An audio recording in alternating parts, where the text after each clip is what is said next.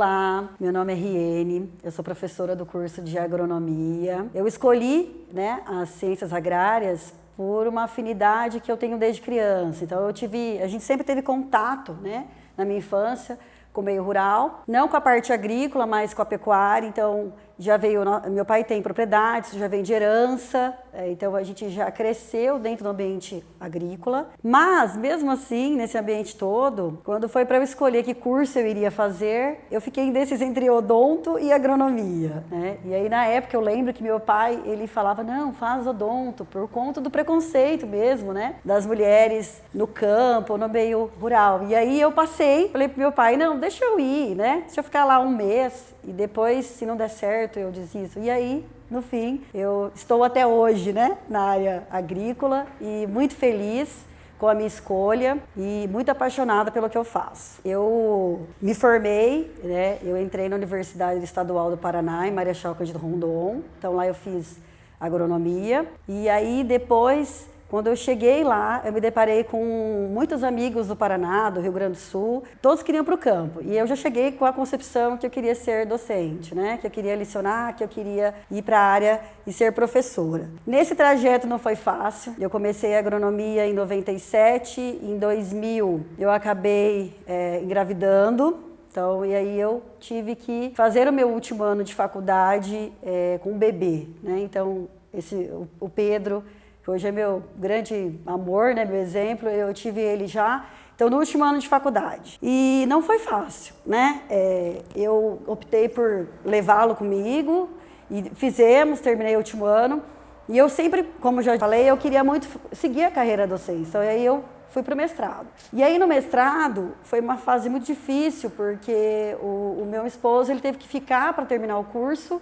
E eu fui embora com meu filho, bebê, né? Ele não tinha nem um ano e fui embora. E aí a gente ficou separados 900 quilômetros e sem dinheiro. Então a gente se via muito pouco, foi um desafio. Mas eu sempre digo assim para as pessoas que me conhecem que o meu filho ele é abençoado, né? Deus fez as coisas muito corretas, muito certas, porque é uma criança que nunca me atrapalhou, pelo contrário.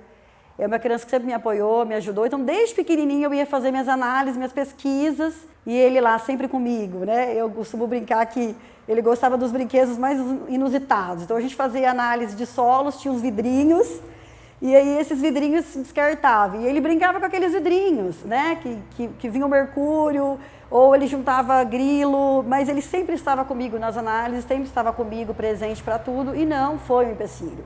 Então, eu sempre digo isso, né? Às vezes a pessoa engravida e fala, ai, nossa, acabou minha vida. Não. Se você quer, se você gosta daquilo que você faz, você consegue, né? E eu acho que isso foi um estímulo também, para eu pensar que tinha mais uma pessoa que dependia de mim, né? Não era só eu atrás dos meus sonhos, mas que tinha também uma pessoa que precisava de mim e que eu tinha que conquistar as coisas e que eu tinha que dar uma vida legal para o meu filho. Então, foi uma época muito difícil, porque fiquei longe do meu marido, porque tive que levar sozinho o mestrado e estar junto, né, com meu filho sozinha, mas valeu a pena, né? Eu tive muito sucesso, graças a Deus, eu tive um excelente mestrado. O filho não me atrapalhou em nada, tá? Também nunca escondi que eu tinha esse filho, nunca deixei com os meus pais, sempre consegui lutar muito com ele. E aí as coisas foram melhorando, né? Na sequência, meu esposo passou no mestrado também, então foi para perto de mim.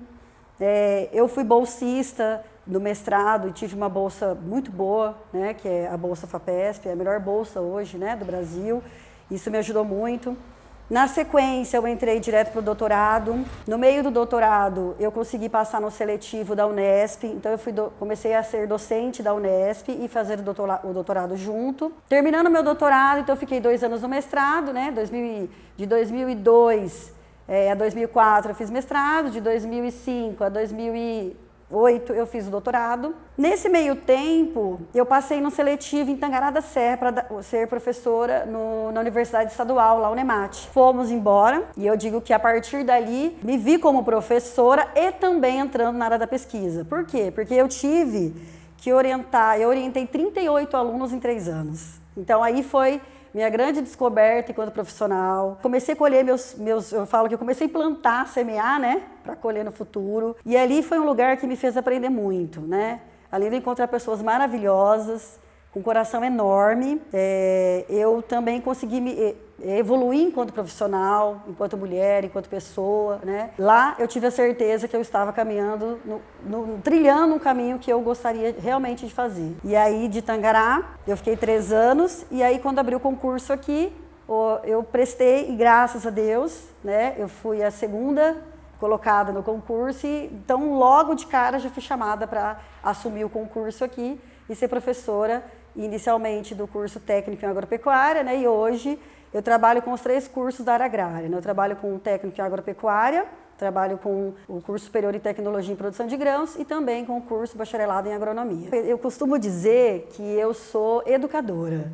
Eu não me considero uma pesquisadora nata no sentido de altas publicações, mas eu acredito que ao educar e ao e você compartilhar seus conhecimentos e perceber que os alunos curtem aquilo que você estudou, aquilo que você acha que é legal, aquilo que você ensina, isso é muito legal. Então, eu tenho muitas orientações, né? Então, eu falo que muitos pupilos, muitos filhos ao longo da minha carreira. E eu acabei entrando na pesquisa dessa forma. Eu sou muito curiosa, então eu sempre gosto de testar uma variedade nova. A minha área de atuação é integração lavoura-pecuária, então meu mestrado e meu doutorado eu fiz na área de integração lavoura-pecuária. E por ver também lá na propriedade do meu pai, que era só pecuária e que a gente estava trabalhando em extensão, só gado extensionistas, né, sem um manejo. Aquilo me trouxe lá no meu passado uma vontade da gente trabalhar e melhorar isso também com a pesquisa. Aí entrei na área de integração lavoura-pecuária, comecei a orientar alunos e aí até hoje eu não parei, né? Hoje eu falo que, graças a Deus, eu tenho um contato muito bom com a sociedade de forma geral, então eu tenho, enquanto profissional, um contato externo muito bom. Então, hoje a gente tem contato com cooperativas, tem contato com produtores, e isso ajuda a gente a pesquisar, porque a gente consegue ampliar nossos laços de pesquisa, né? Então, a gente consegue levar para um produtor uma demanda e pesquisar para esse produtor e dar feedback. Você consegue entrar numa demanda de uma cooperativa, pesquisar o que eles gostam. Então, acho que isso fez com que eu me apaixonasse muito na área que eu trabalho. Então, hoje eu trabalho com grãos, especificamente com sorgo, soja, né, e milho, e recuperação de pastagem com a introdução de grãos. Então, a gente consegue hoje desenvolver muito bem os trabalhos, porque não só o conhecimento do professor, mas também a parceria dos produtores, né? A parceria da comunidade externa, a extensão eu acho muito importante. Eu acho que hoje eu não seria pesquisadora se eu não tivesse esse extensionismo, se eu não tivesse esse contato com o meio externo e conhecer tantas pessoas maravilhosas que passam pelo nosso caminho e eu sou grata muito por isso, né? Por ser conhecida, de estar no meio das pessoas, dos produtores, das cooperativas, dos pesquisadores, né? Hoje eu tenho um relacionamento muito legal com a Embrapa Dourados. Então a gente pesquisa sempre, todo ano, eles mandam material para nós, a gente sempre está dando feedback também. Então eu acho que hoje eu estou realizada em função de conseguir abraçar a comunidade junto com a minha docência e a minha pesquisa. Não, eu não tive isso, graças a Deus. Na verdade, o meu pai tinha esse receio, como eu falei no início, mas eu sempre fui muito para frente, né? Eu acho que nesse sentido de falar muito comunicativa, então eu já cheguei falando que eu queria docência. Então eu acho que esse lado do preconceito é mais no campo.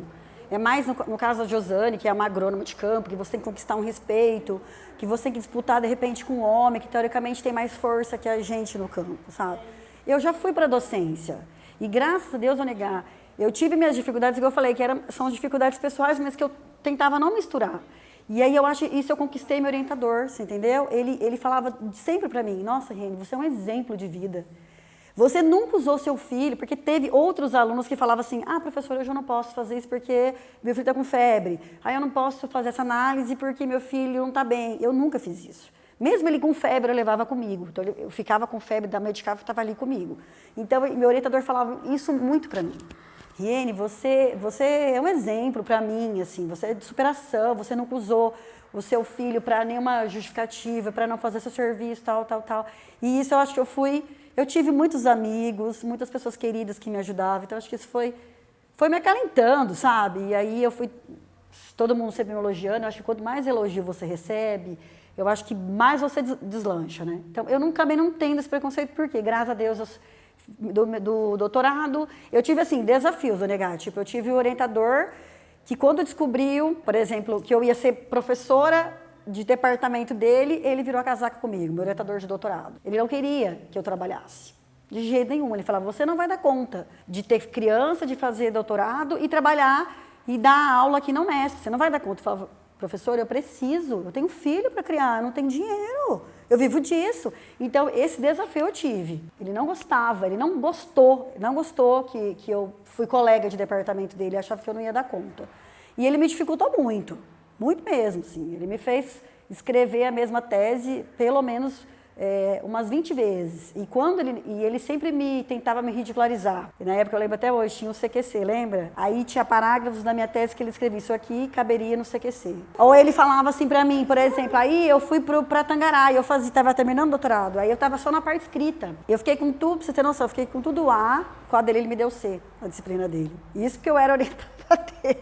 Aí eu fui embora, ele não queria que eu fosse embora, ele falou que se eu fosse embora eu não ia defender. Fui, porque eu precisava ganhar dinheiro, lógico, né? E aí fui, e aí em determinado momento eu senti que ele queria me reprovar no doutorado, mas aí a sorte que os outros da banca me conheciam e foi contornando, mas eu fui para a defesa extremamente nervosa, porque eu achava que ele não ia, que ele queria me reprovar, ou que tivesse conversado com alguém. Aí, pela ironia do destino, ele é fissurado por publicação internacional. Quando eu terminei meu doutorado, eu fiz questão de publicar internacional. Falei, eu vou publicar minha tese internacional. Aí eu publiquei e não pus o nome dele. Ué, ele falou que minha tese era ruim. Ele falou, então acho que ele me odeia até hoje. Mas isso foi uma coisa que eu fiz. Aí o professor que me deu todo o colo, que era meu orientador de mestrado, que aí foi meu co-orientador de doutorado, eu coloquei ele como co-orientador. E aí, olha que legal, o dia que saiu a minha publicação internacional na revista de solos, brasileira de solos, esse meu orientador entrou em contato comigo para ver se não tinha alguma publicação da minha TCC, porque ele estava querendo ir para os Estados Unidos. E ele precisava de uma publicação. Eu falei, então pode ir, sua passagem está garantida. E aí contei para esse meu orientador de mestrado que eu tinha acabado de sair da publicação internacional. Nossa, ele é grato comigo, sabe, até hoje. Então foi uma forma de retribuir esse professor.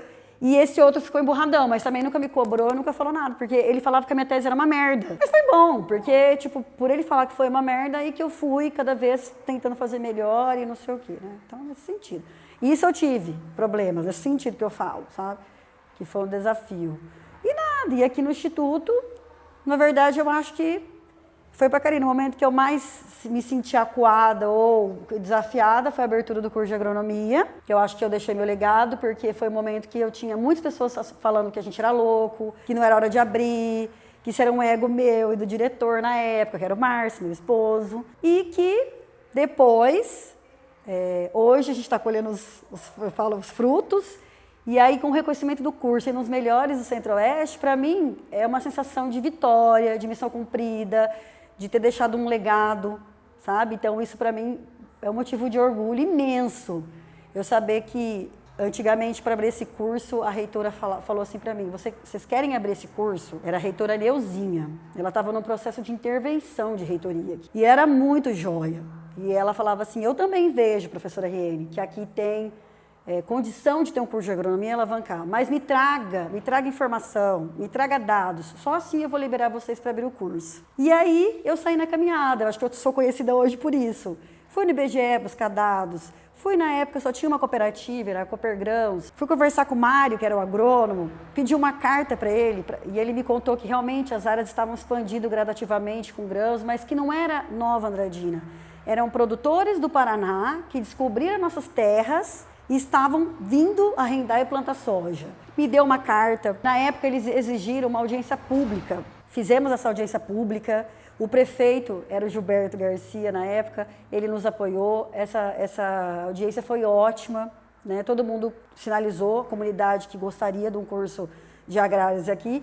E aí eu fui com esse trabalho de formiguinha. Contei até, estava falando que... Aí eu conheci o Gervásio, que na época não era o presidente da Copasul. Então ele era do grupo, né, da Copasul, e eles nos incentivaram muito também. Eles achavam que tinha que ter um curso aqui, até para aperfeiçoar os funcionários deles e para fazer com que alavancasse a parte de ensino e pesquisa na região. E aí abrimos com muito medo, né, com muita angústia, mas com aquela sensação de que estávamos fazendo a coisa certa. E aí eu lembro até que, na época, quem me deu uma força muito grande nesse trâmite todo foi a Elaine, que hoje é nossa reitora. Então é muito prazeroso saber que ela fez parte desse processo e hoje ela tá podendo também colher os frutos juntos. E aí abrimos, mas o que me deixa mais feliz é o final de tudo isso, que eu digo que é o final e o recomeço, né? É o reconhecimento do curso, com apenas 4 anos de funcionamento, e a nota que nós tivemos, né, com o conceito 4, e o que está acontecendo com os nossos alunos, né? Então, a gente sabe que hoje eles estão passando nas melhores universidades do Brasil, estão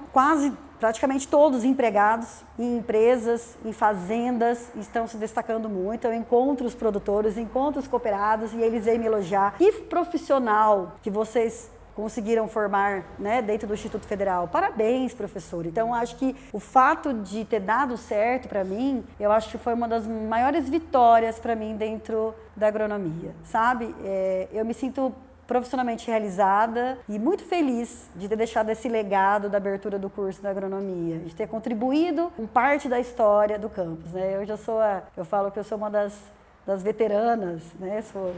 Sou do primeiro concurso, eu já estou há 11 anos no Instituto Federal e eu percebo que cada ano que passa essa instituição fica melhor, que a gente consegue mais pessoas boas, mais professores competentes e o nosso grupo está muito legal. Eu falo que tanto profissionalmente quanto humanista mesmo, né? Então hoje a gente tem um grupo realmente que se combina, que trabalha em equipe, que trabalha junto, coletivamente, e é por isso que a gente está colhendo todos os resultados, né? É toda uma equipe, eu acho que não só nós professores, mas administrativos, professores, então toda a nossa equipe é muito legal. Então a gente está colhendo o que a gente realmente plantou, né? E bons frutos, né? Isso eu tenho certeza.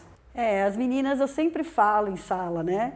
Que para nunca desistir, né? Já passaram tantas meninas com tantas dificuldades ao longo dos anos, e eu sempre digo isso, meninas, não foi fácil para mim, só que eu nunca desisti do meu sonho. Então a minha mensagem é: nunca desista daquilo que vocês gostam. Problemas, empecilhos, tropeços, todos nós vamos ter. Mas você sabe uma coisa que eu acho muito legal, com todo respeito? A mulher, ela é multifuncional, né? Eu falo que a mulher, ela consegue ser mãe, ela consegue ser mulher, ela consegue ser profissional, ela consegue ser tudo isso ao mesmo tempo, né? Isso é uma qualidade nossa. E a mensagem que eu deixo é isso: não desista, né?